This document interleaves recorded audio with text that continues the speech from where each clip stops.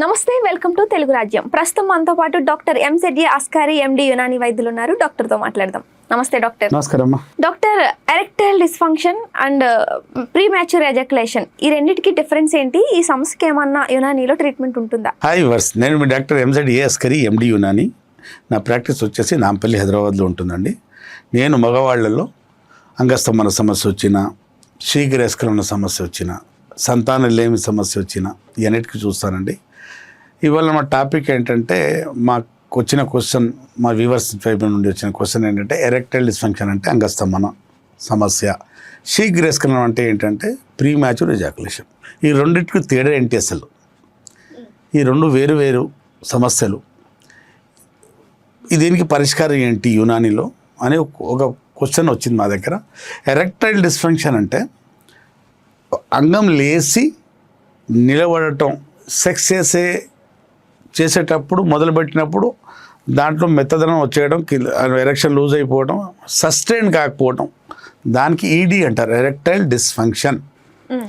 అంగం లేవడం ఒక ఎత్తు అయితే, సస్టైన్ కాకపోవడం, నిలబడకపోవడం ఒక ఎత్తు. ఓకే.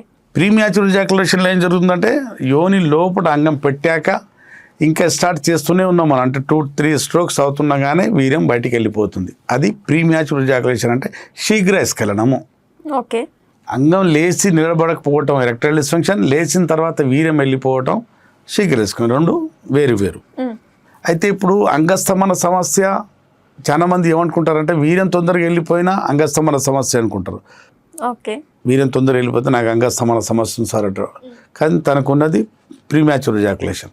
ఓకే. కొందరికి అంగం లేచి యోని లోపల పెడుతున్నా కానీ పెట్టాక యోని లోపలనే మెత్తగైపోతుంది అంగం, ఇంకా వీర్యం బయటికి రాదు. అది ఈడీ, ఎరెక్టైల్ డిస్ఫంక్షన్. దీనికి ఇప్పుడు యునాని సైన్స్ ఏం చెప్తుందంటే, ఇక్కడ అంగస్తంభన సమస్య అంటే ఎరెక్టైల్ డిస్ఫంక్షన్, రెండు అంటే తెలుగు ఇంగ్లీష్లో చెప్తున్నాను అర్థం కావడానికి. అంగస్తంభన సమస్య ఎరెక్టైల్ డిస్ఫంక్షన్. ఎరెక్టైల్ డిస్ఫంక్షన్ ఉన్నప్పుడు మన సెక్స్లో సామర్థ్యం ఉండదు, రాణించలేము, బెడ్ మీద పార్ట్నర్కి ఆరోగ్యం కలిగే వరకు మనం సెక్స్ చేయలేము. ఎందుకంటే దాంట్లో సస్టైన్ లేదు, నిలకడ లేదు, గట్టితనం లేదు. అసలు ఎందుకు జరుగుతుందంటే ఇప్పుడు కొంచెం వివరంగా చెప్తాను. అంగం ఇలా ఉన్న అంగం, మెత్తగా ఉన్న అంగం ఫ్లాసిడ్ కండిషన్ అంటారు. ఈ కండిషన్ ఇలా ఉన్న అంగం ఇలా టైట్ అయి లేచి ఇలా నిలబడిందంటే దీంట్లో ఏమొస్తుంది? బండరాయి రాదు, కరెంటు రాదు. మరి మెత్తగా ఉన్న అంగం గట్టిగా అయిందంటే దీంట్లో బ్లడ్ వచ్చింది. 8-9 ml బ్లడ్ అంగంలో నిండటం వల్ల ఫుల్ బ్లడ్ వచ్చాక ప్రకృతి ఏం చేసింది, దేవుడు ఏం చేశాడంటే అంగం వైపు బ్లడ్ రాగానే ఎప్పుడు ఈ ప్రక్రియ ఎప్పుడు జరుగుతుందంటే, ఒక అమ్మాయి నీ దగ్గరికి వచ్చేసి ఆమె సెక్స్ కోసం ఇద్దరు ప్రిపేర్ అవుతున్నారు, రెడీ అవుతున్నప్పుడు ఏమవుతుంది, ఆమె కూడా సెక్చువల్గా అరౌజల్ అవుతుంటుంది, ఇటు మగాడు కూడా అరౌజల్ అవుతుంటాడు. అప్పుడు మనకు ఒక మగాడికి ఎప్పుడు అమ్మాయి ఒక విజువల్ కనిపించినా, ఒక లేకుంటే థాట్స్ వచ్చినా, సెక్చువల్ థాట్స్ వచ్చినా, ఇక్కడి నుంచి హార్మోన్స్ రిలీజ్ అవుతాయి. హార్మోన్స్ రిలీజ్ అయ్యి అంగం వైపు వచ్చే నరాలు ఉంటాయి కదా, ఆ నరాల ద్వారా అంగం వైపు సిగ్నల్ వెళ్తుంది. అప్పుడు అంగం లోపల ఉన్న రక్తనాళాలు డైలేట్ అయిపోవడం వల్ల ఇది గుండె ఏం చేస్తుందంటే అంగం వైపు రక్త ప్రసరణ పెంచేస్తుంది.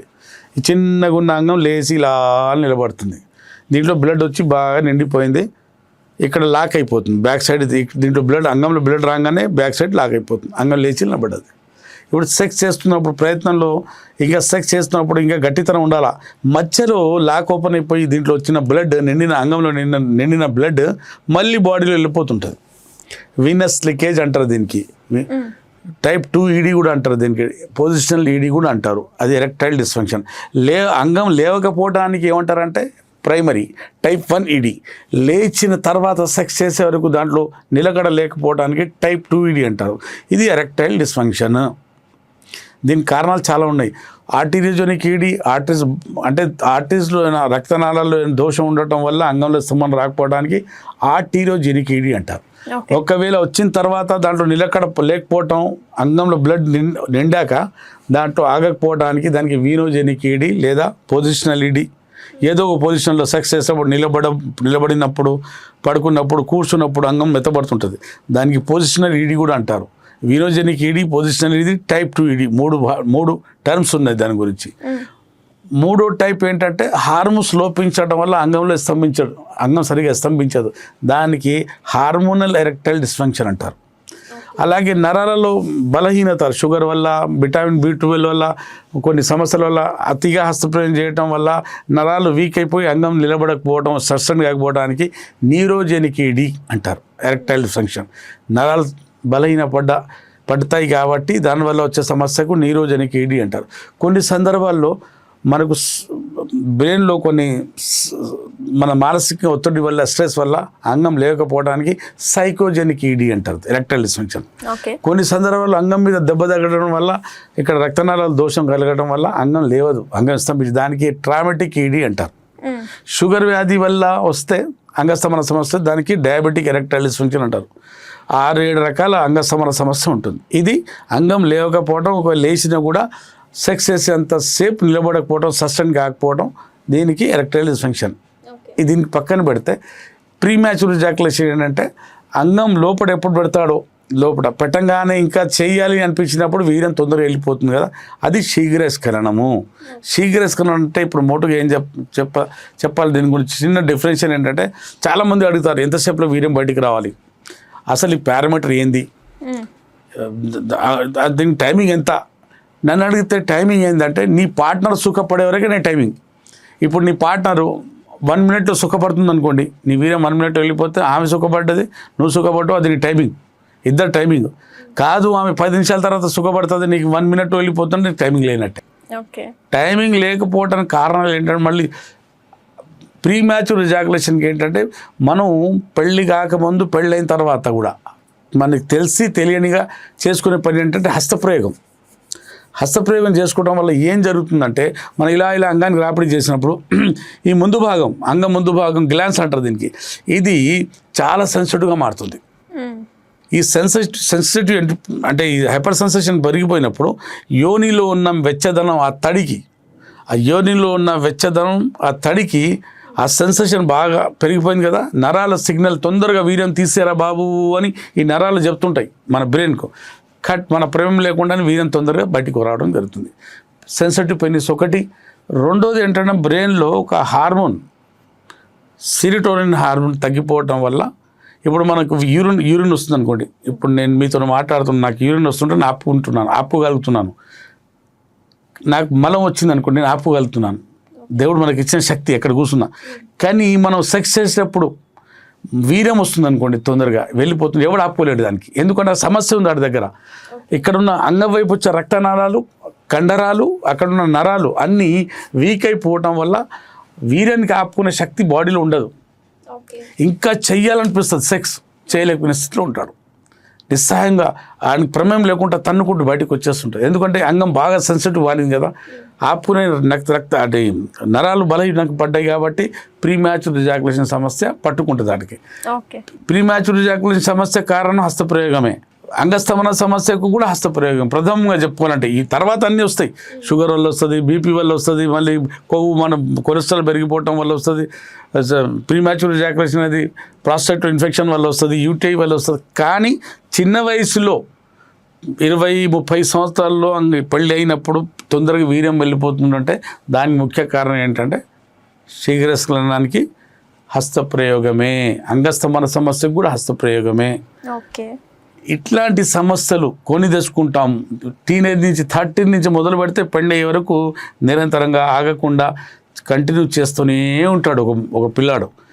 పెళ్ళయ్యాక నేను ఏం కోల్పోయాననేది వాడికి తెలుస్తుంది. అస్సలు నేను చేయాల్సింది కాదు, ఇప్పుడు నాకు దాంపత్య జీవితంలో ఇబ్బంది అవుతుంది, సెక్స్ చేయని స్థితులు లేను, చేస్తున్నాను కానీ మా ఆవిడ సుఖపడట్లేదు, సుఖపెట్టలేకపోతున్నాను, కుంగుబాటు, మనోవేదన, ఆవేదన, వాడు డైలీ చస్తుంటాడు కానీ ఎవరు చెప్పుకోడు. నాకు సమస్య డాక్టర్లకు చెప్దాం, ఏ మంచిగా అవుతుందో కాదు అని స్వయం మందులు తెచ్చుకొని వాడుకుంటుంటాడు, స్వయం మెడికేషన్, సెల్ఫ్ మెడికేషన్ తీసుకుంటుంటాడు. చాలామంది ఈ సమస్యతో, అంగస్తమన సమస్య, ప్రీమ్యాచ్యూర్ జరుగుతూ బాధపడుతుంటారు. కానీ నేను చెప్పేది ఒకటే, ఈ సమస్యతో వీళ్ళు బయటపడవచ్చు. మా దగ్గర యునానిలో చాలా మంచి ట్రీట్మెంట్ ఉంది సమస్యలకు. ఒకసారి మందులు వాడుకుంటే మళ్ళీ జీవితంలో మందులు వాడుకోవాల్సిన అవసరం ఏమి ఉండదు.